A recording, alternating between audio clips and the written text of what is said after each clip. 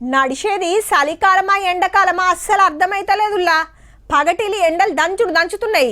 ఇన్నొద్దులు 1-2 మీద తిరిగిన ఫ్యాన్లు 5వ నెంబర్ మీద ఉరుకుతున్నాయి. మూలకు పెట్టిన కూలర్లు దుమ్ము దులుపుతున్నారు. ఏసీలు గీసులు బాగానే ఆడకం చేస్తున్నారు. హీగేముంది, దినమింత కరెంట్ ఆడకం పెరుగుతుంది. సెలవు దొరికితేనో అయితారమో ఎటన్నా టూరిస్ట్ జాగలకు పోదామనుకుంటే ఎండలకు ఎందుకు తీ అనుకుంటురు. కానీ గీడికి మాత్రం లైన్లు కడుతుర్రుల్లో. చిన్నప్పుడు తాటి మట్టలతో ఆడుకున్నట్టే గొర్ర గుంజుకపోతుండు పో.